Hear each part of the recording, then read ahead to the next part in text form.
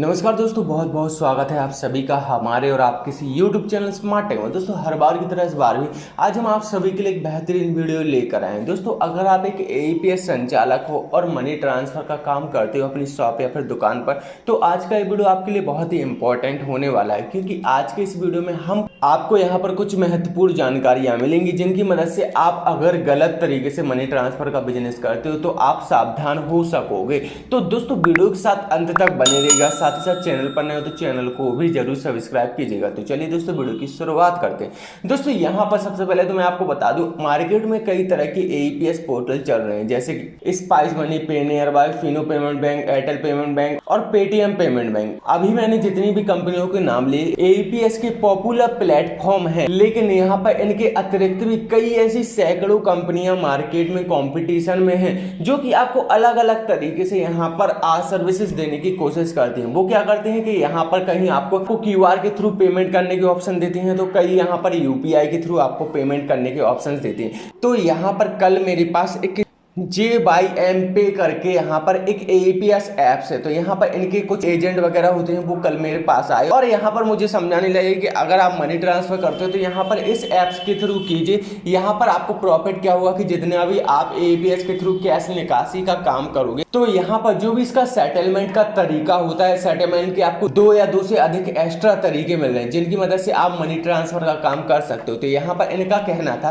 कि जितना भी आप आधार कार्ड के थ्रू पैसा निकासी करते हो, जहां पर आपकी सेटलमेंट के ऑप्शंस होते हैं, वहां पर अकाउंट नंबर ऐड करने के ऑप्शंस होते हैं, तो वहां पर आप अपने कस्टमर का जिसको भी मनी ट्रांसफर करनी है उसका अकाउंट नंबर ऐड कीजिए और यहां पर उसको मनी ट्रांसफर कर दीजिए। यहां पर सिर्फ और सिर्फ आपके 4-5 रुपए ही एक्स्ट्रा कटेंगे और यहां पर 10,000 20,000 जितना चाहो आप उतना मनी ट्रांसफर कर सकते हो। और दूसरा ऑप्शन यहां पर देखा जाए तो यहां पर आपको QR के थ्रू पेमेंट के ऑप्शन मिल रहे हैं, मतलब कि सेटलमेंट के QR के थ्रू ऑप्शन मिल रहे हैं। जो भी पैसा सेटलमेंट के लिए रखा रहता है, जितना भी आप आधार से निकासी करते हो, उस पैसे को सेटलमेंट अगर आप QR के थ्रू करना चाहते हो तो वो भी कर सकते हो। लेकिन यहाँ पर उनका बोलना था कि यहाँ पर आप मनी ट्रांसफर के जितने भी कस्टमर आते हैं, अगर वो फोन पे के थ्रू यहाँ पर मनी ट्रांसफर कहते हैं या फिर QR के थ्रू मनी ट्रांसफर का कहते हैं, तो यहाँ पर फोन पे की जगह यहाँ पर आप उसका मोबाइल नंबर @YBL मतलब कि यहाँ पर UPI के थ्रू मनी ट्रांसफर कर दीजिएगा या फिर उनका फोन पे थ्रू स्कैनर निकलवाने के बाद स्कैन करके यहाँ पर पे कर दीजिएगा। तो यहाँ पर सुनने में तो ये बहुत ही अच्छा लगता है और अट्रैक्टिव लगता है। यहाँ पर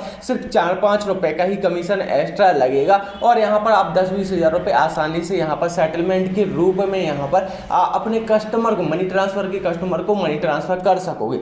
लेकिन यहाँ पर मैं आपको हकीकत बताता हूँ, हकीकत क्या होती है। देखिए, जितना भी पैसा आप आधार APS के थ्रू निकालते हो तो यहाँ पर वो पैसा आपके अकाउंट में ही जाना चाहिए। अगर किसी और अकाउंट में जाता है तो आप ही को नुकसान होने वाला है। भविष्य में इनकम टैक्स डिपार्टमेंट का छापा आपकी दुकान पर जरूर पड़ेगा। अब यहाँ पर ऐसा मैं क्यों कह रहा हूँ, इस चीज को समझिए। देखिए, मान लीजिए आप किसी भी JMY या फिर जो भी XYZ पोर्टल है आपको मनी ट्रांसफर की सुविधा देता है सेटलमेंट के थ्रू, तो यहाँ पर मान लीजिए आपने APS के थ्रू कैश निकासी की, ठीक है ना।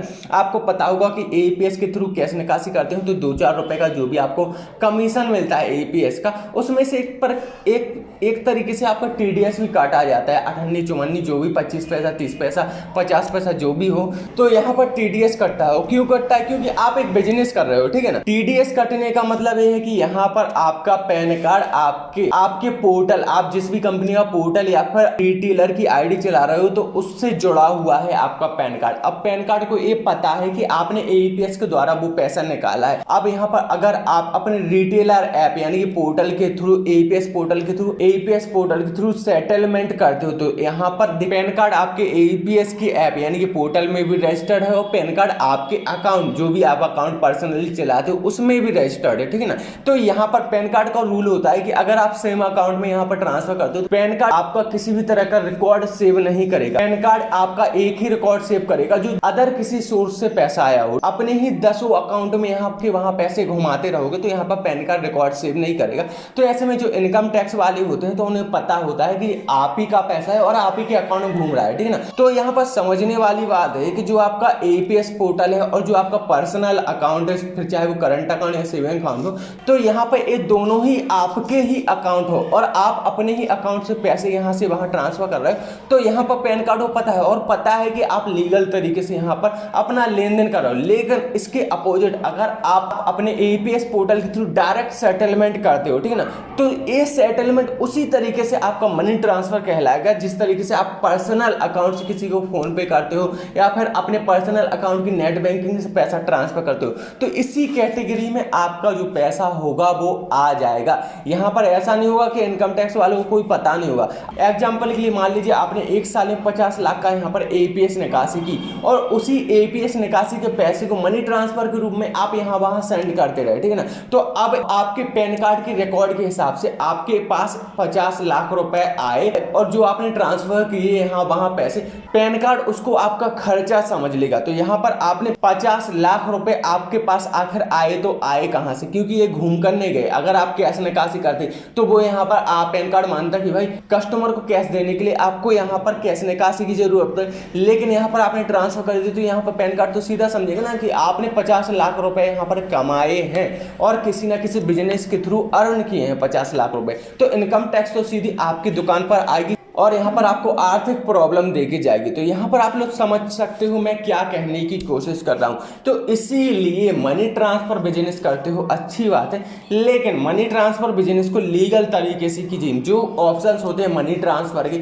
उन्हीं ऑप्शंस के थ्रू मनी ट्रांसफर कीजिए, ताकि अगर कल के दिन नोटिस आ भी जाता है तो यहाँ पर आप उन्हें प्रूफ दिखा सको कि देखिए जो भी मेरा टीडीएस कटा है, जब आप मनी ट्रांसफर करते हो ना तो उसका भी कमीशन मिलता है, तो उस कमीशन में से भी टीडीएस कटता है। तो यहाँ पर पैन कार्ड को होता है। पहली बात तो जब आप लीगल तरीके से ट्रांजैक्शन करोगे तो यहाँ पर कोई भी इनकम टैक्स का अधिकारी आपकी दुकान पर आएगा ही नहीं, ना ही आपके पास किसी तरह का नोटिस आएगा। और अगर आप गलत तरीके से करते हो तो यहाँ पर तो नॉर्मल सी बात है कि आना ही है नोटिस, क्योंकि आपके पास इनकम ऑफ सोर्स है ही नहीं, तो यहाँ पर आपको ही प्रॉब्लम होगी। तो यहाँ पर कहने का सीधा सा मतलब मेरा ये है कि यहाँ पर आप मनी ट्रांसफर इस तरीके से ना करें जिस तरीके से जो भी थर्ड पार्टी यहाँ पर फिनटेक कंपनी या एपीएस कंपनी आपसे बोलती है कि भाई सेटलमेंट के तौर पर मनी ट्रांसफर कर सकते हो। तो बस आज की इस वीडियो का मकसद मेरा इतना ही था कि मैं आपको इतनी जानकारी दे सकूं कि जितनी भ्रामकता यहाँ पर मार्केट में फैली हुई है एपीएस पोर्टलों में, वो दूर हो सके और आप सही तरीके से अपना बिजनेस करो। दोस्तों 2-4 रुपए एक्स्ट्रा कमाने के चक्कर में आप